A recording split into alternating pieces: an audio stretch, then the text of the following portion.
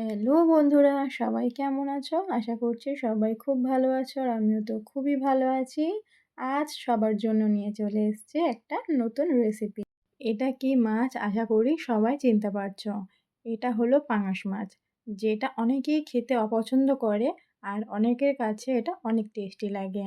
আমি যে প্রসেসে তোমাদের এই রেসিপিটা দেখাচ্ছি, আমার প্রসেস অনুযায়ী তোমরা যদি এই রেসিপিটা বাড়িতে করো, এই মাছটা কারোর কাছেই আর অপছন্দের থাকবে না। তখন মাংস ফেলে এই মাছ খেতে হবে। তো চলো বেশি কথা না বাড়িয়ে রেসিপিটা শুরু করা যাক। প্রথমেই মাছগুলোতে হলুদ গুঁড়ো, লবণ ও কিছুটা পরিমাণ সর্ষের তেল দিয়ে ভালো করে মাছগুলোকে আমি মাখিয়ে নিয়েছি। আর সর্ষের তেলটা দিলাম এই কারণে, এই পাঙাশ মাছ ভাজার সময় খুব ফাটে।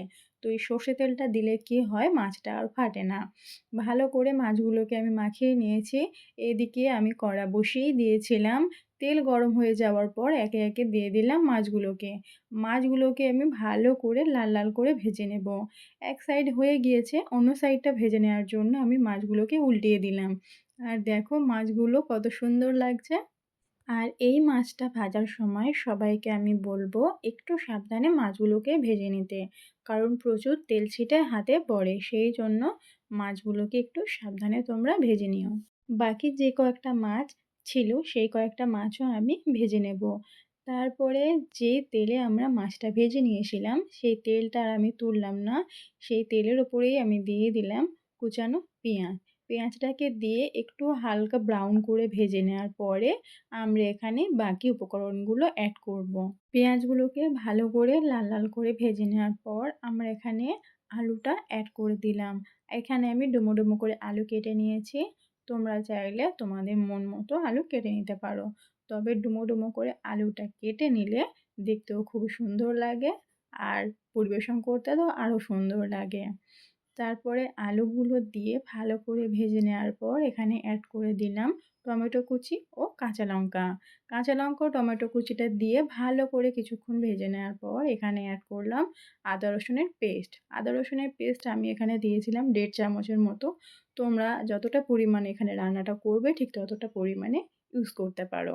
আদা রসুনের পেস্ট দিয়ে কিছুক্ষণ কষিয়ে নেওয়ার পরে এখানে আমি অ্যাড করলাম লঙ্কা গুঁড়ো, হলুদ গুঁড়ো ও লবণ। এই উপকরণগুলো দিয়ে ভালো করে কিছুক্ষণ কষিয়ে নেব।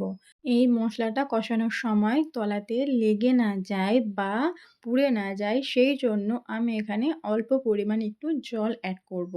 জলটা অ্যাড করলে কি হবে, তলাতে আমার আর লেগে যাবে না আর মশলাটাকেও আমি ভালোভাবে কষিয়ে নিতে পারবো।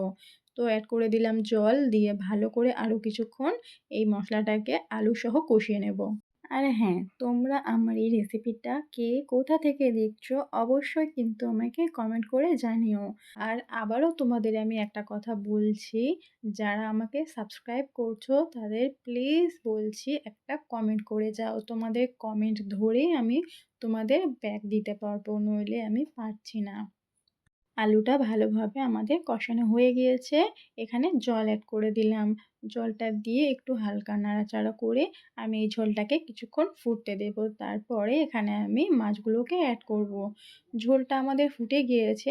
আলুটা একটু সিদ্ধ হওয়ার জন্য এখানে আমি একটু ঢাকা দিয়ে দিলাম। কিছুক্ষণ পরে ঢাকাটা খুলে একে একে মাছগুলোকেও আমি এখানে অ্যাড করে দিলাম।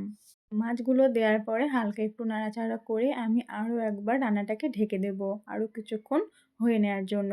রান্নাটা আমাদের অলমোস্ট কমপ্লিট হয়ে গিয়েছে। ওপর থেকে ধনেপাতা কুচি ছড়িয়ে আমি রান্নাটা এখানেই শেষ করলাম। তো আমার এই রেসিপিটা তোমাদের কেমন লেগেছে অবশ্যই কিন্তু আমাকে কমেন্ট করে জানিও। আর হ্যাঁ, কে কোথা থেকে দেখছো সেটাও কিন্তু জানাতে ভুলো না।